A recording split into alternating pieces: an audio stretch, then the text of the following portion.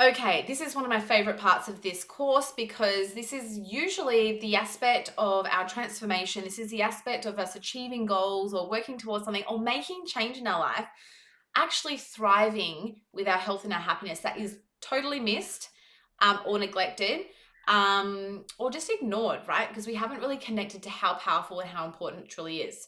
So, this is going to be a brief introduction, okay? Because our psychology quite literally runs the show. It is the creator of your reality. So I want you to imagine, okay, and I'm going to give you a quick explanation of how the mind works and why your psychology is either in support of what you want or it is in support of whatever identity you've created about yourself that isn't helpful. And so let me break this down for you.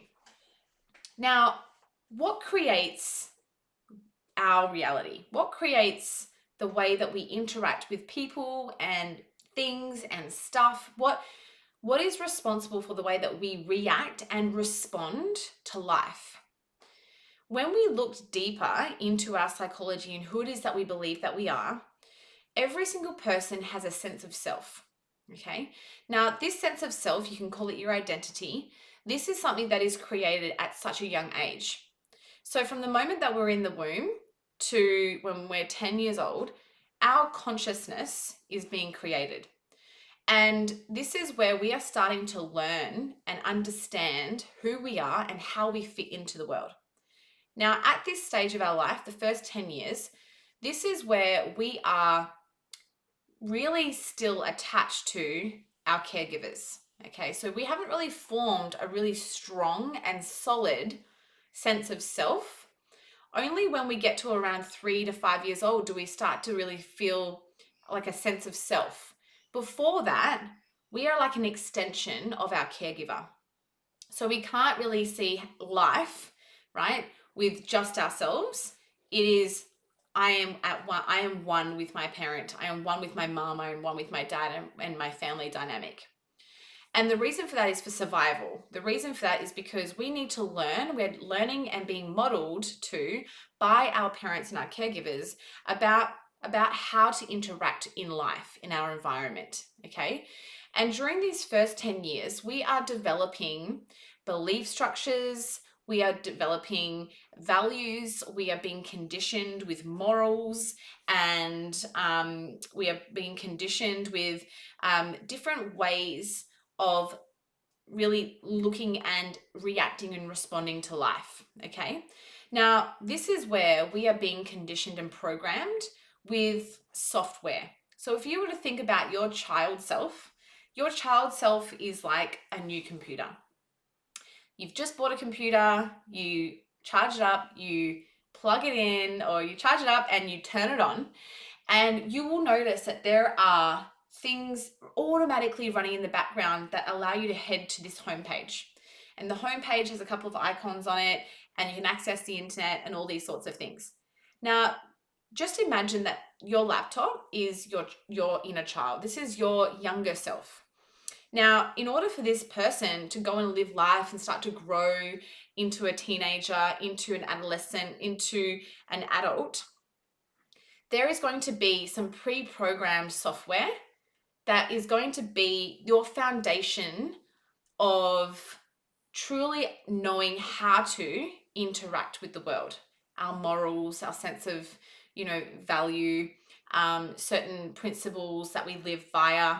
There are going to be certain belief structures that are passed on to us by our parents, things that we need to, they're going to be things that we are unconsciously being taught are important to us, and they form that sense of self, that they sense that a sense of who we are and how to interact with the world. Now, what's also important here is that obviously this software that we are preconditioned with via our parents and our caregivers in our environment, there's another aspect of how we form our sense of self at this age, and that is determined by our experiences growing up. Our experiences, there might be significant emotional events that we've had or that we've experienced growing up. There might be traumas. There might be even just small interactions that have been pivotal in us deciding who we are as a child. So I'll give you an example for myself. From a young age, I had cultivated this idea that I wasn't important. Okay. Now, where did this come from such a young age? Was that I had had this experience of, accidentally hurting my brother. And at that time, obviously it was an accident, but my dad was like really angry at me, and he, responded as any parent would, right? There was anger. He was like, "What the hell's going on?" Now, I felt that I was scared because I'd obviously hurt him. He had blood, and I was like freaking out. I was only 3, I was probably only 4 at the time. And in that moment, obviously all the events that kind of cascaded and flowed on from that event, there were this idea and this conversation in my mind of, oh my gosh, dad is so mad at me. I'm a disappointment. I've disappointed him. And then I was upset and emotional, but I also was kind of not given the cold, not given the silent treatment, but it was like my emotions weren't really attended to at that time. And so I decided, okay, well, obviously I'm not important. Obviously I made a mistake and I've hurt somebody, but also I'm not important. Nobody's asked if I'm okay, and that it's all right, and that it was an accident, and all these sorts of things. So at that moment in time, I decided that I wasn't important. Now, what happens here is that event, it might sound trivial, but that was a core belief, that was a core memory, that in my unconscious mind, that was a decision I made at that time. And that was such a core memory that became a belief structure for me. And what happens is our core belief structures, they form these filters in our mind, right? Because let's face it, we take in trillions and trillions of pieces of information every single second of the day. We've got all these senses. We've got our ears, we've got our eyes, we've got our smells, we've got taste. And so we are interacting with so many pieces of information in a day. So how does our mind know what to pay attention to and what to filter for? What is responsible for those pieces of information that we take on board are our core belief structures. So if you were to imagine that your core beliefs of yourself, they act as lenses in which you see life through. So imagine you're wearing a pair of glasses, and these pair of glasses are the lens of I'm not important. Then what's going to happen is you're going to be filtering information of your experiences, interactions with other people, and events in your life, things that you are going through. You're going to be perceiving your environment through the lens of I'm not important. So you're only going to take on board information that supports that filter.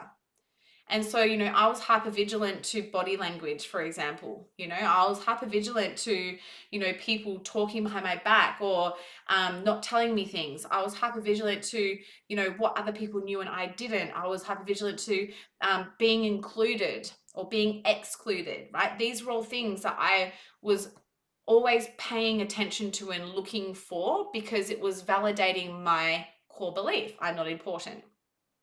So I wouldn't take into consideration any information that would contradict that. And that's the power of how our mind works, and how it's so important to connect to these core beliefs within inside of us that have formed our sense of self. Now, these belief structures are these decisions. There's also a bunch of emotions associated with that. Okay. So obviously, me deciding I'm not important in the 3D world, and I witnessed and experienced this in high school, was that I always felt like I was left out. I fought really hard to be included. And no matter what happened, I would always have this sense of not truly fitting in.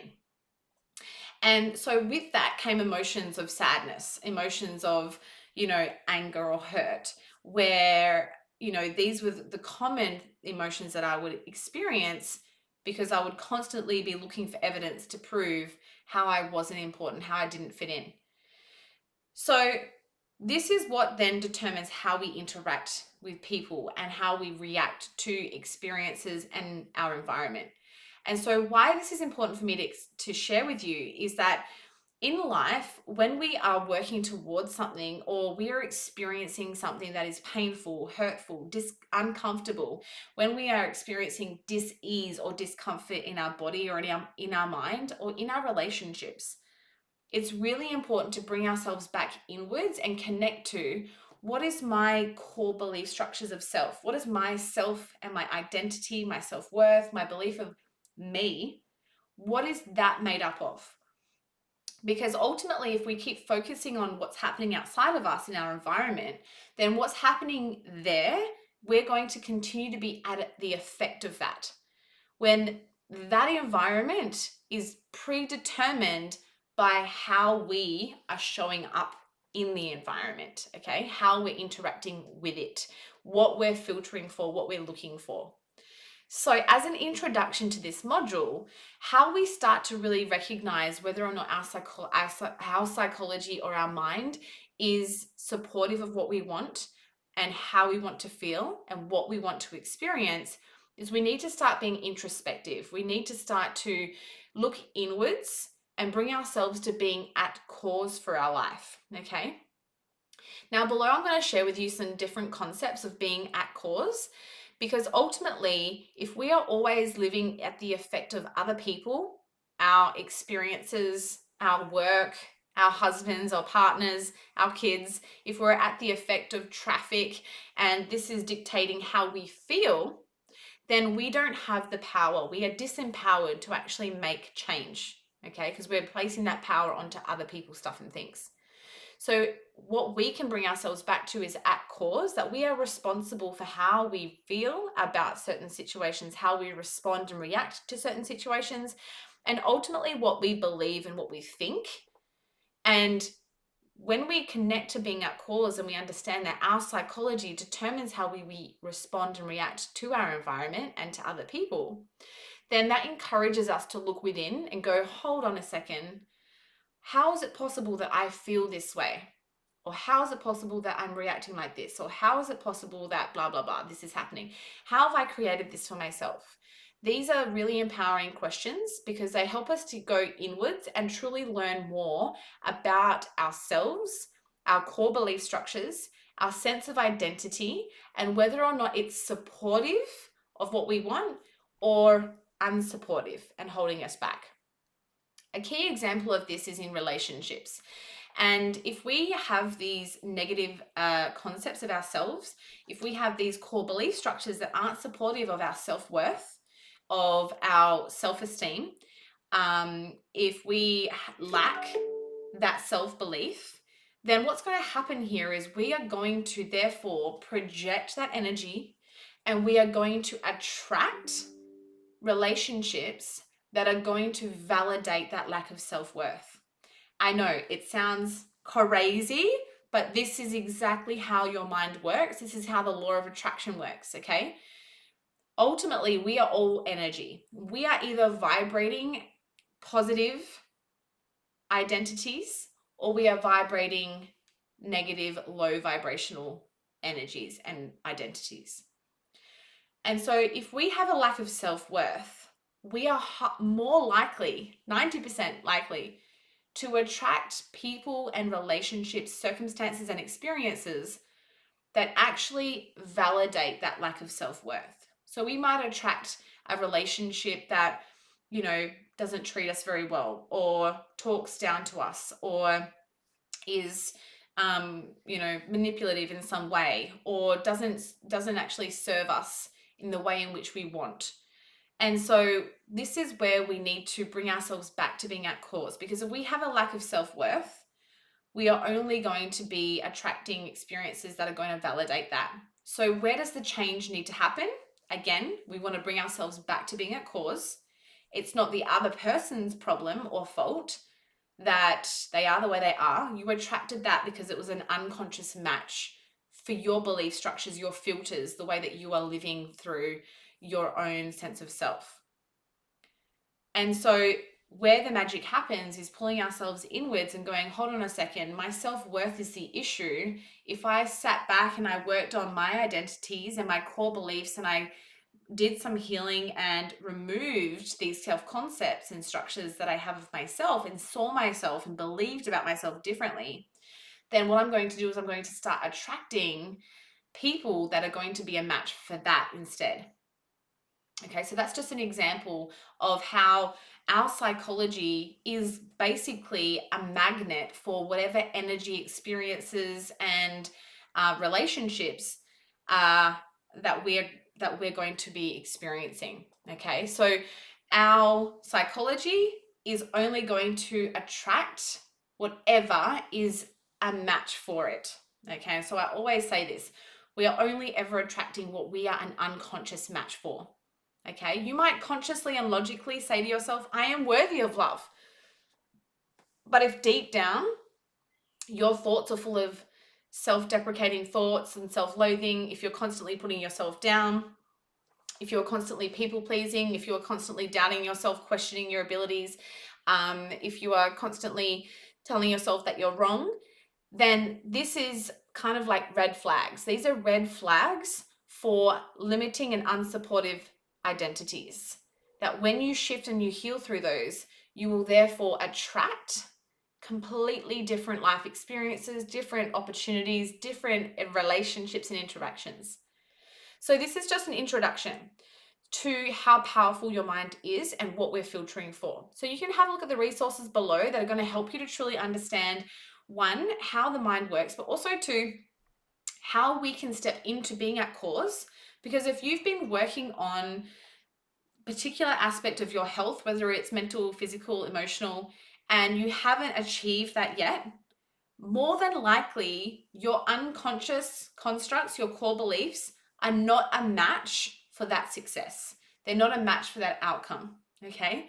So let's say, for example, you really want to create a healthy habit where you are moving regularly every week, but you have a belief structure that exercise is painful or it's too hard, then you're only going to experience one, you're going to experience movement that validates that. You're going to probably align yourself with exercise that is painful, right? And is too hard. And you're also going to find yourself in this cycle of stop starting because you're going to be motivated to do it. And then you're going to be like, oh, it's too hard to maintain and sustain it. It's too hard. It's too painful. You might get an injury and then you'll stop. Okay. And so that belief structure around movement and exercise isn't supporting what you want to be a match for, which is to be active regularly throughout your week. Okay. And that's just an example of why we want to reverse engineer the changes that we want to make and work from the psychology, work from in to out. We don't want to be working on our external environment to shift our internal environment. Where we're going to see the biggest change is inside out. Okay. So I hope you've enjoyed this introduction to psychology and how our psychology quite literally rules your life. And so knowing that, that will inspire you to start reflecting and looking at your experiences, your relationships, your interactions, the behaviors and the habits that you are currently embodying, and ask yourself, what limiting concept of myself, what belief structures or decisions are these experiences actually aligning with? And that's super empowering because that means you're coming back to being at cause, and that means you can change it. So stay tuned because this lesson, this module is packed full of really helpful resources and understanding how limiting concepts of ourselves and also past traumas are actually going to reside in our body and how that's going to halt your progress with physical health and your digestive system, gaining muscle, losing body fat, all of these sorts of things. So I'll see you in the next lesson.